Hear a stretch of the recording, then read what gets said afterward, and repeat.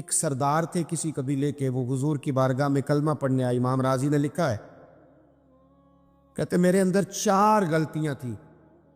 میں شراب بھی پیتا تھا، چوری بھی کرتا تھا، بدکاری بھی کرتا تھا معاذ اللہ، اور جھوٹ بھی بولتا تھا۔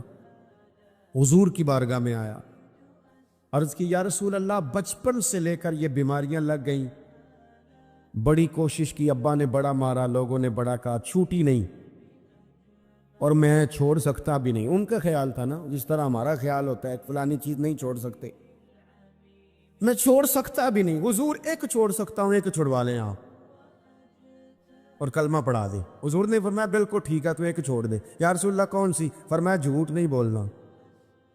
کہتے سونے وعدہ ہو گیا۔ سیدھے سادے آدمی تھے، دیہاتی سردار تھے، گھر چلے گئے۔ کہتے ہیں جب وہ شراب کے قریب جانے لگا تو دل میں خیال آیا کہ حضور کے پاس شراب پی کے جاؤں گا، اگر کسی نے پوچھا کہ پی ہے تو جھوٹ تو بولنا نہیں، سچ بولوں گا تو حال کیا ہوگا بھلا، وہاں کیفیت کیا ہوگی کہ میں شراب پی کے یہاں آتا ہوں حضور کی بارگاہ میں، مجھ پہ تو حد لگے گی۔ کہتے ہیں لہذا شراب بھی چھوڑ دی، اٹھا کے ماری دیوار کے ساتھ۔ کہتے ہیں میں چوری کی طرف ہاتھ بڑھانے لگا تو میں نے کہا صبح اگر کسی نے پوچھا کہ میری چوری کس نے کی ہے، جھوٹ بولنا نہیں، اور اگر سچ بولا تو سوسائٹی میں عزت کیا رہے گی؟ دفع کرو، جو اللہ نے روکھا سوکھا دیا وہی ٹھیک ہے۔ کہتے ہیں گلی سے گزر رہا تھا، اس عورت نے پھر آواز دی، اس کی طرف جانے لگا اور قریب گیا تو وہ پوچھتی ہے سنا ہے تو نے کلمہ پڑھ لیا ہے؟ کہتے ہیں تڑپ گیا، درد سے آنسو چھلکے، اگر میں اس سے جھوٹ بولوں تو حضور نے منع کیا ہے، اور سچ بولوں تو یہ کیا سوچے گی؟ کلمہ پڑھ کے مسلمان ہو کے حضور کا غلام ہو کے یہ انداز ہے۔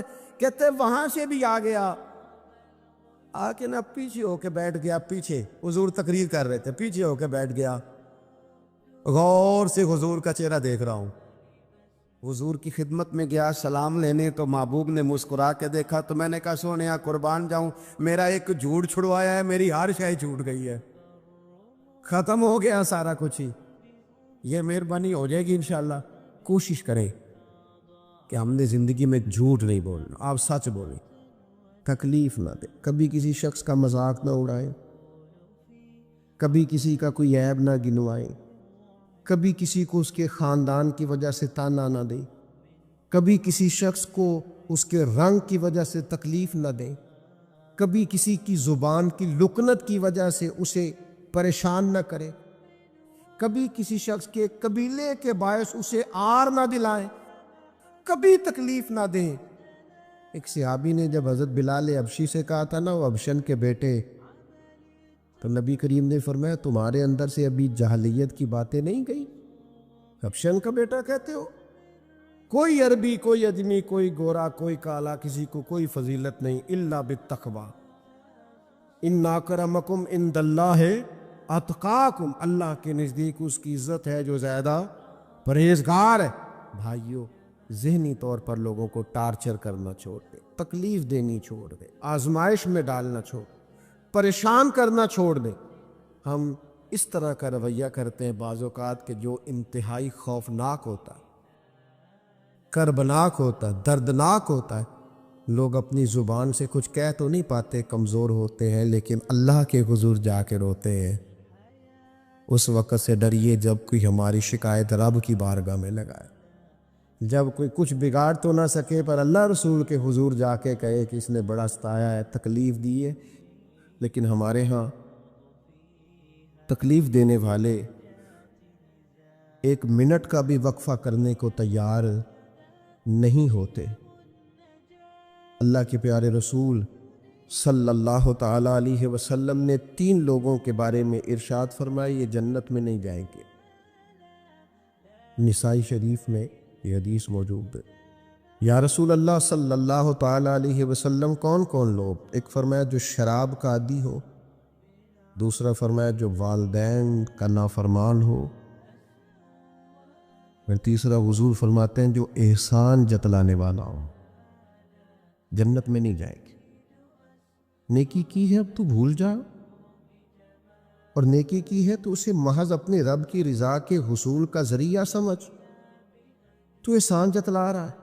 یہاں تک کہ والدین کے ساتھ، بہن بھائیوں کے ساتھ، دوست احباب کے ساتھ، قریبیوں کے ساتھ نیکی کر کے بھی لوگ احسان جتلاتے ہیں، ضائع ہو جاتی ہے نیکی۔ یعنی عجیب بات ہے نا، حضور فرماتے ہیں احسان جتلانے والا جنت میں نہیں جائے گا، یعنی نیکی کر کے دوزخ خرید لی، احسان کر کے، خرچ کر کے اپنے لیے جہنم کٹھی کر لی۔ کیوں؟ احسان جتلایا،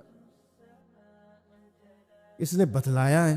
یوں تو ہر ایک کو شیطان سے ڈر لگتا ہے، اور مجھ کو اس دور کے انسان سے ڈر لگتا ہے، اور جس کی ہر بات میں پوشیدہ ہو نشتر کی چبھن۔ شاعر کا تخیل دیکھیے، نشتر کی چبھن، جس کی ہر بات میں پوشیدہ ہو نشتر کی چبھن، ایسے ہر صاحب احسان سے ڈر لگتا ہے۔ اس طرح کے احسان کرنے والوں سے خوف آتا ہے کہ اللہ بچا ان سے۔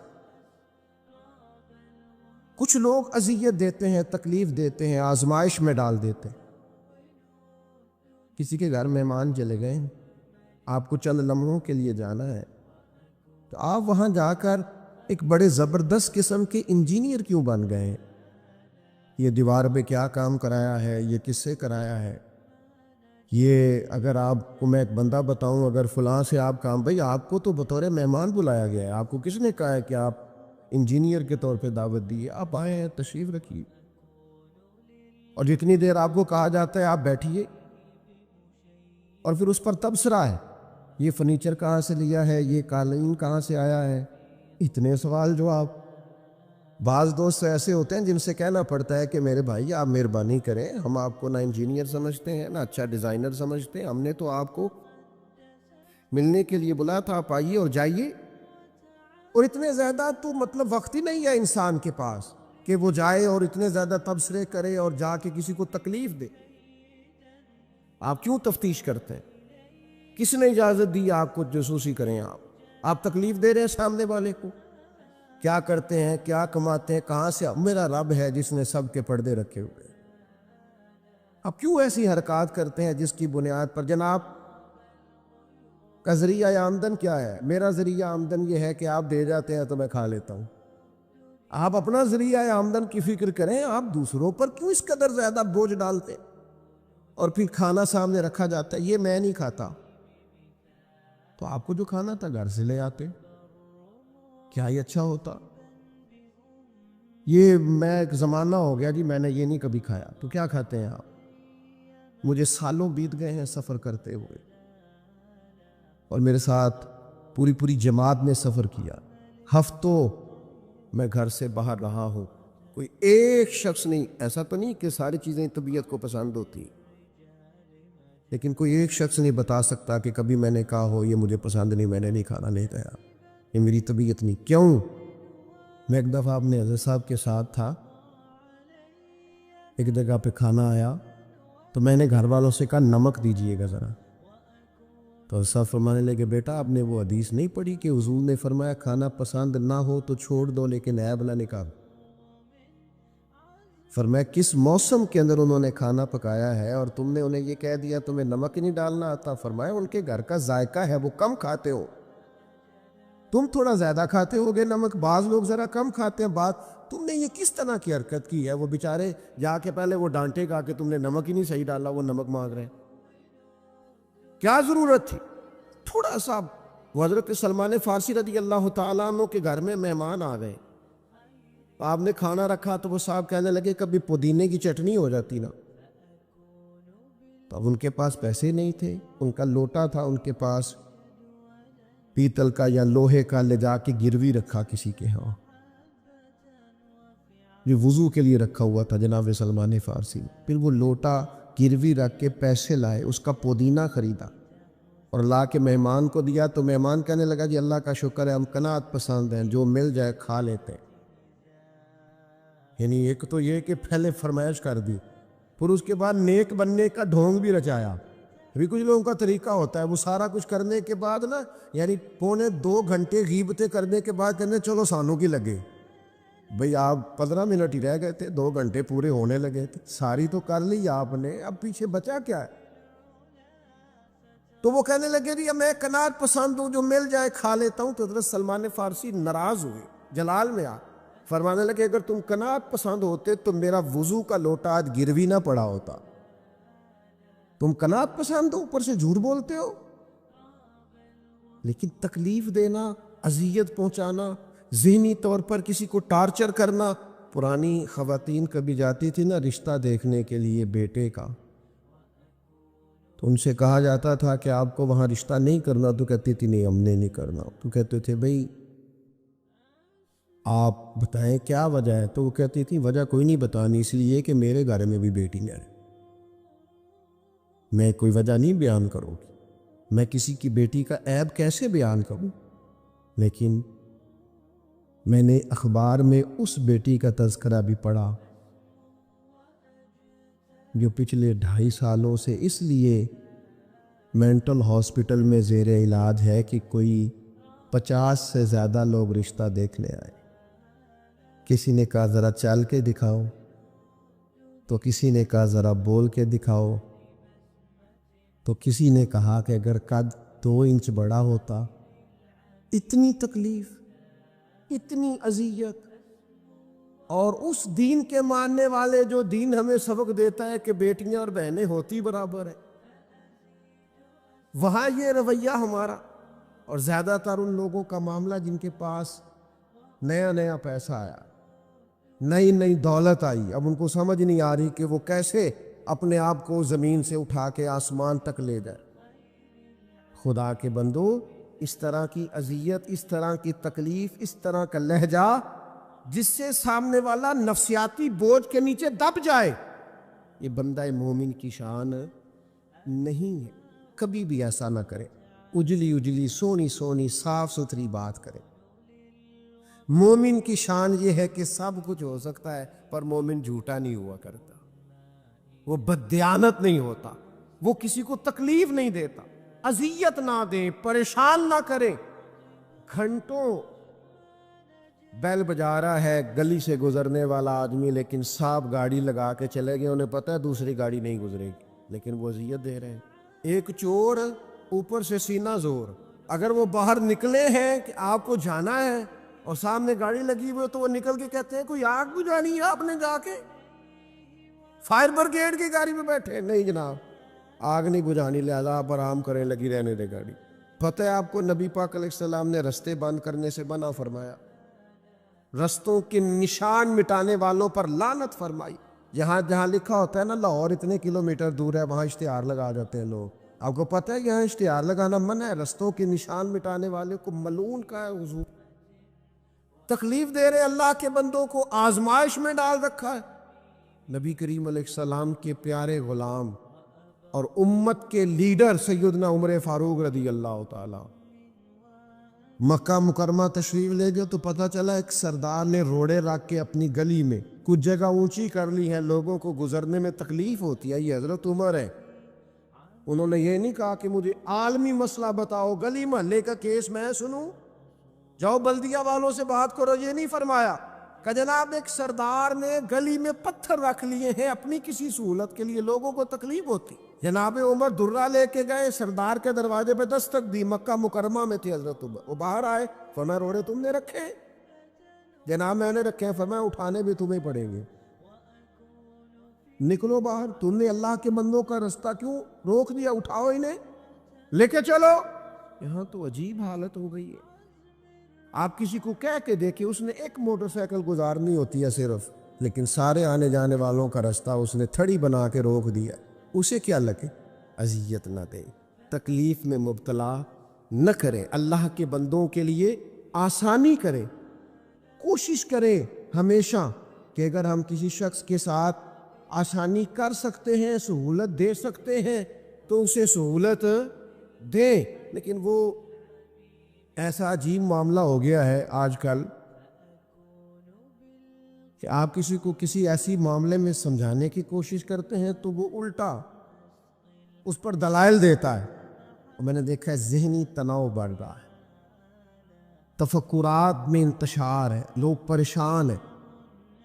عجیب و غریب سا الجھاؤ ہے، تھوڑی دیر کی لڑائی کے لیے، تھوڑی دیر جیتنے کے لیے لوگ ایسی ایسی بات کر دیتے جو رات کو سونے نہیں دیتی آدمی۔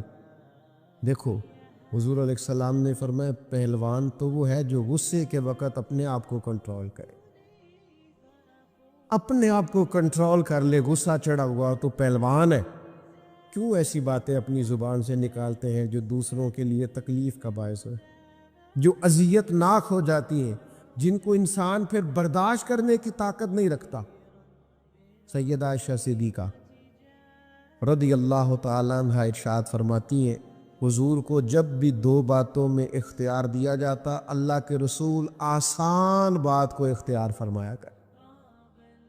حضور لوگوں کو تکلیف دینا پسند، کبھی ایسا نہیں ہوا کہ کوئی مشکل حکم نبی کریم صلی اللہ تعالیٰ علیہ وسلم نے دیا ہو، آسانیاں پیدا کریں لوگوں کے، کوشش کریں ہمارا وجود کسی کے لیے بوجھ نہ بنے، ہماری طبیعت کسی کے لیے تکلیف کا باعث نہ بنے، ہمارے لب و لہجے سے، ہمارے اٹھنے بیٹھنے سے کسی شخص کو کسی قسم کی کسی تکلیف کا سامنا نہ کرنا پڑے۔ بے ضرر زندگی خوبصورت زندگی ہوتی، بے ضرر۔ میں نے پہلے بھی کہا تھا پھر کہتا ہوں،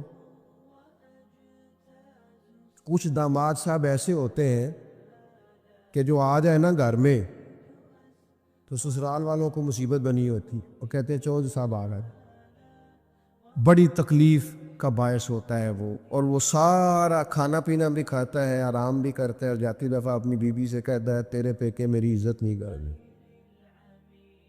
وہ اذیت دیتے ہیں، تکلیف دیتے ہیں۔ کچھ لوگ ایسے بے ضرر ہوتے ہیں، وہ کہیں چلے جائیں آ جائیں اسی کسی دے کچھ بھی نہ لگ دے، نہ کوئی زیادہ در، بے ضرر، جہاں بیٹھے ہیں وہاں بیٹھ گئے۔ ایک دوست تھے بڑے پیار والے اور بڑے سیانے آدمی ہیں، لیکن سیانے بندوں کو بھی کئی دفعہ باتیں کرنے والے وہ دور لے جاتے ہیں۔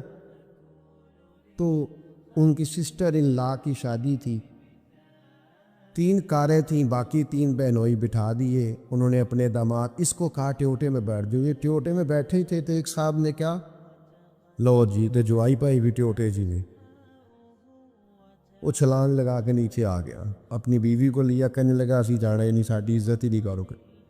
دسو ٹیوٹا سواری نہیں تو انسان بیٹھتا نہیں، لیکن دیہاتی لوگ ہیں نا، اب وہ سارے گھر میں مصیبت بنی ہوئی ہے، اس کی بیوی رو رہی ہے، اس کی ماں رو رہی ہے، بڑی عجیب و غریب کیفیت۔ اس کے سسر صاحب نے مجھے فون کیا کہ یہ آپ کی بڑی بات مانتا ہے، ذرا فون کرے، تو میں نے اسے فون کیا، میں کہ تو صرف نہ 3 منٹ بھول جا تینوں کسی کو گال کی پہ، سوچ بھلا تو نے یہ فساد کس لیے ڈالا ہوگا؟ عزت مانگ کے لی جاتی ہے، چھین کے لی جاتی ہے، احتجاج کر کے لیجیے، طریقہ عزت لینے کا جو تم نے اختیار کیا۔ تو 4-5 منٹ کے بعد سوچ کے کہنے لگا اوہ مجھ سے بڑی غلطی ہو گئی، تو مجھے چڑھا دیا کسی نے، میں چڑھ گیا۔ اس طرح کی تکلیفیں بہت سارے لوگ دیتے ہیں، ذہنی طور پر ٹارچر کرتے، او یار تیرے ابا نے تیرے اوپر تو کبھی انویسٹ ہی نہیں کیا، سارے پیسے بڑے بھائی کو ڈاکٹر بنانے میں لگا دی، او جناب یہ پڑھا ہی نہیں، ابا جی کو کوئی اعتراض نہیں تھا اس پر خرچ کرنے پر، یہ پڑھنے کو تیار تھا ہی نہیں۔ تو ٹارچر کرتے ہیں لوگ، ذہنی طور پر تکلیف دیتے ہیں، اذیت میں مبتلا کرتے ہیں۔ سنو، امیر المومنین خلیفۃ المسلمین حضرت عمر فاروق نے کہا تھا فرات کے کنارے، نہر فرات کے کنارے سخت گرمی اور پیاس میں اگر کوئی کتا مر گیا نا، کتا تو اللہ قیامت کے دن عمر سے پوچھے گا کہ حکومت تیری تھی تو اس کو پانی کیوں نہیں ملا تھا، تیری گورنمنٹ میں پانی کیوں نہیں ملا؟ کیا بات کرتے ہو صاحب۔ اور یہاں میں نے کہا کہ صاحب نمبر گیم کے چکر میں ہے، صاحب نمبر گیم کے چکر میں ہے کہ میں نے ایسے کیا تو فلاں نے ایسے کیا۔ اللہ تبارک و تعالیٰ بڑا کریم ہے۔ جمعہ کا دن ہے، یہ دعا کرو دل سے کہ یا اللہ اگر تو حضرت عمر فاروق کے بعد حضرت عمر بن عبدالعزیز کو بھیج سکتا ہے تو کسی اور کو بھی بھیج دے، تو قادر مطلق ہے نا، مہربانی فرما، اب غرباء پر، مساکین پر، کمزوروں پر رحم فرما، اب فضل فرما۔ وہاں تو یہ حال تھا کہ حضرت زید بن، یہاں تو کہتے ہیں نا غلطی سے ہو گیا، حضرت زید بن حارثہ کہتے ایک جنگ کا موقع تھا، ایک شخص کفر کی طرف سے لڑتا آ رہا تھا، کفر کی طرف سے. فرماتے میں نے جب وہ میرے قریب آیا لڑتے وقت تو حضرت زید بن حارثہ کہتا میں نے تلوار اٹھائی اور میں مارنے لگا تو اس نے کلمہ پڑھنا شروع کر دیا، لا الہ الا اللہ محمد رسول اللہ صلی اللہ علیہ وسلم. تو حضرت زید بن حارثہ کہتے ہیں میں نے کہا اچھا اب موت نظر آئی ہے تو کلمہ یاد آ گیا، تو کافر ہے. تو صرف تلوار سے بچنے کے لیے کلمہ پڑھ رہا. کہتے میں نے ماری تلوار گردن اڑا دی. پھر میں حضور کی بارگاہ میں حاضر ہوا. میں نے کہا یا رسول اللہ آج جہاد کے وقت ایک انوکھا واقعہ ہوا. ایک بندہ کفر کے ساتھ لڑ رہا تھا اور جب میں تلوار مارنے لگا تو وہ کلمہ پڑھ رہا تھا. حضور میں سمجھ گیا کہ تلوار سے بچنے کے لیے کلمہ پڑھ رہا ہے. حضرت زید بن حارثہ کہتے ہیں حضور کی آنکھیں غصے سے سرخ ہو گئی. نبی کریم فرمانے لگے تو نے دل پھاڑ کے دیکھا تھا کہ وہ تلوار سے ڈر کے کلمہ پڑھ رہا ہے؟ جب وہ پڑھ رہا تھا کلمہ تو پھر تو کس طرح کا مجاہد ہے جس نے کلمہ پڑھنے والے کی گردن اڑا دی؟ وہ پڑھ رہا تھا کلمہ تو تجھے قبول کرنا چاہیے. میرے بھائی یہ بڑا محتاط معاملہ ہے، لیکن مسئلہ یہ ہے کہ یہ کچھ دنوں تک یہ باتیں رہتی ہیں، پھر آہستہ آہستہ میری آنکھوں سے بھی رخصت ہو جائے، آپ کی نظروں سے بھی رخصت ہو جائیں گی. لیکن وہ دو بیٹیاں ساری زندگی نہیں بھلا سکتی. ان کے لیے تھوڑا سا مشکل ہے. ان پر جو طوفان تیزی سے گزرا ہے نا، گزرا تو چند منٹوں میں ہے لیکن صدیوں تک اس کی گونج رہے گی، صدیوں تک. اللہ تبارک و تعالیٰ کوئی فضل کر دے.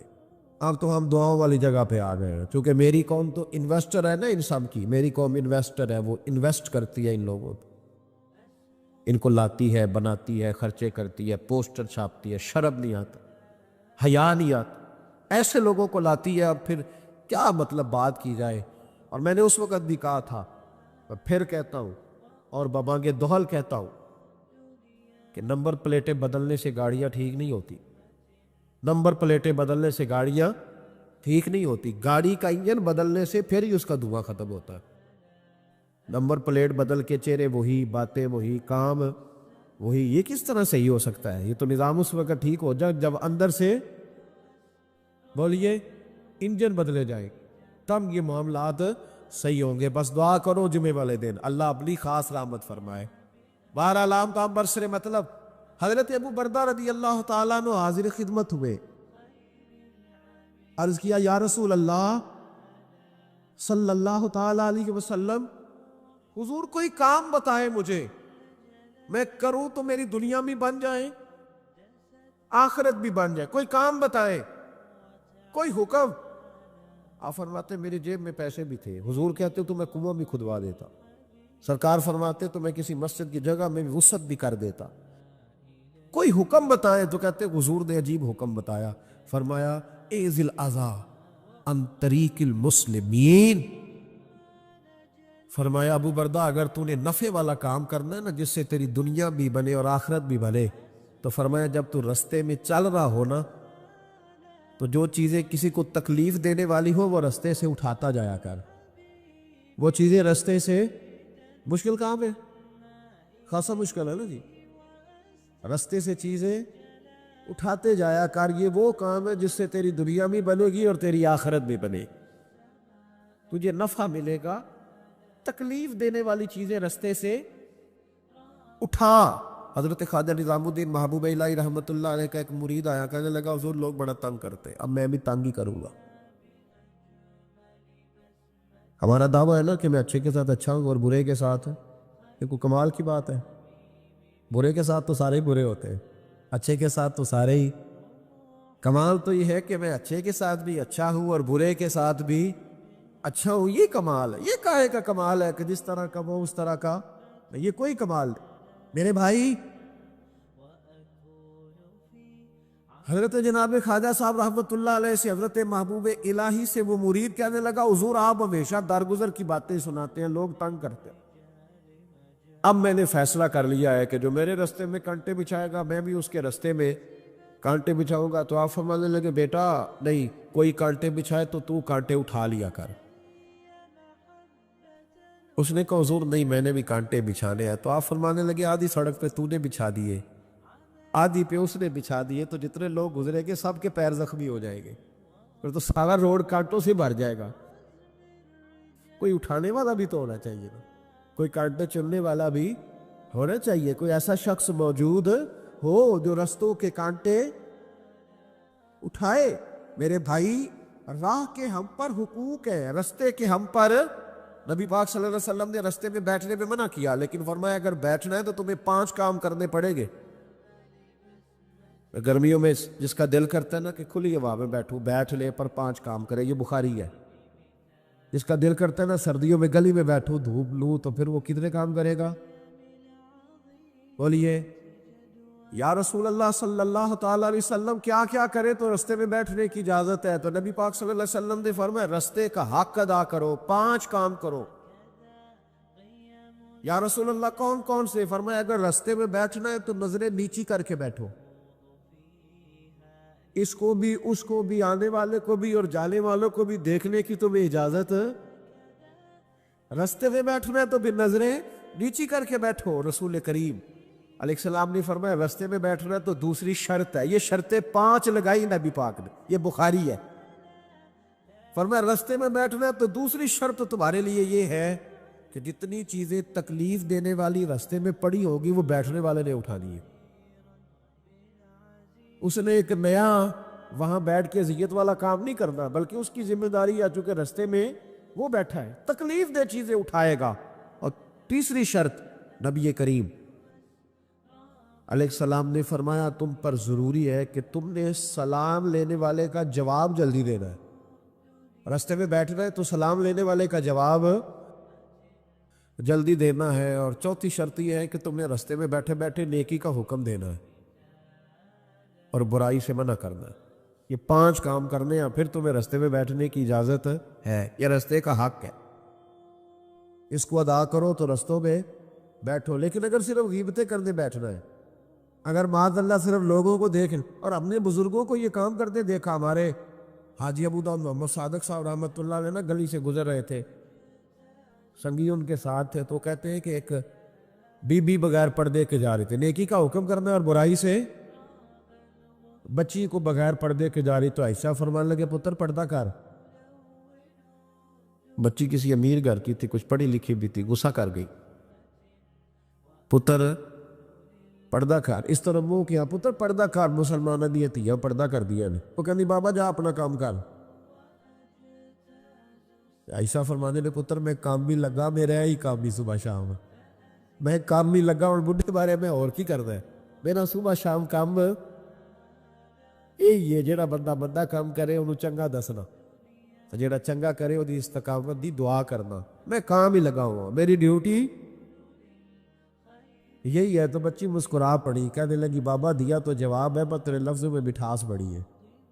اس نے اسی وقت نقاب کر لیا، رستے میں بیٹھنا ہے تو رستے کا حق بھی ادا کرنا ہے، ڈیوٹی کرنی ہے، ایسے تھوڑی ہے کہ راہ میں بیٹھ جائے۔ ابو داؤد شریف میں حدیث ہے، نبی پاک علیہ السلام کے صحابی حضرت سہل بن معاذ رضی اللہ تعالی، حضرت سہل بن معاذ رضی اللہ تعالیٰ عنہ کہتے ہیں حضور کے ساتھ ایک جہاد پہ گئے، مجاہدین کے ساتھ سامان ہوتا ہے، سامان سفر، کہتے ہیں کہ جگہ ہم نے پڑاؤ کیا تو رستے تھے وہاں، تو رستوں میں تھوڑا تھوڑا صحابہ نے سامان رکھ دیا۔ ہمارے ہاں تو جو آدمی بڑی گاڑی میں بیٹھا ہو اس کو تو آپ ہارن بھی نہیں دے سکتے، تو حال ہی نہیں پیدا ہوتا،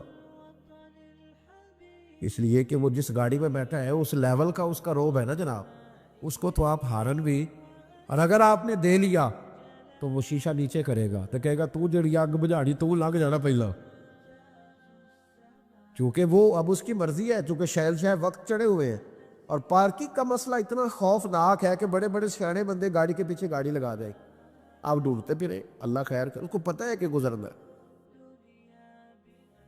اس کو خبر ہے کہ یہ گاڑی والے کو تکلیف ہوگی لیکن بس گزر جائیں گے۔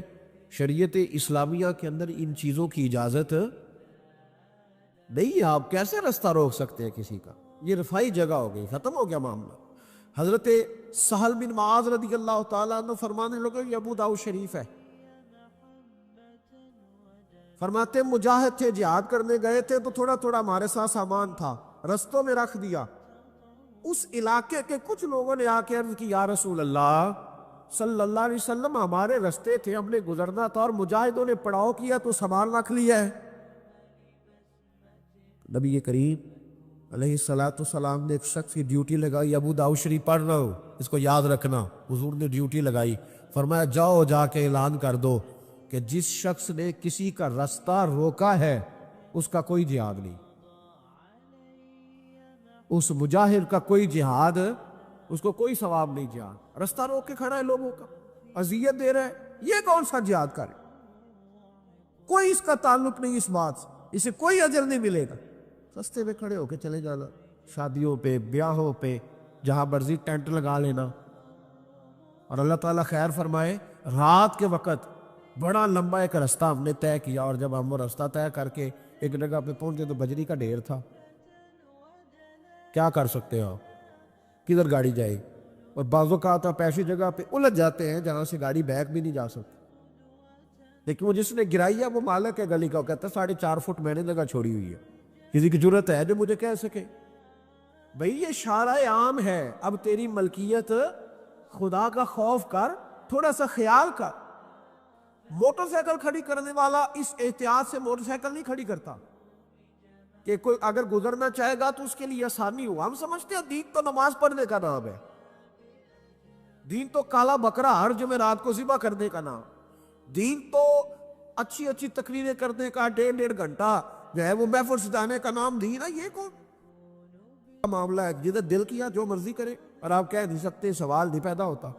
اگر آپ کہیں گے تو پھر لوگ کہیں گے کہ جناب اتنی کاہے کی جلدی ہے، آپ کو کیا مسئلہ ہے، آپ نے کہاں جانا ہے، بس 5 منٹ میں آیا ہوں۔ آپ تھوڑی احتیاط کریں۔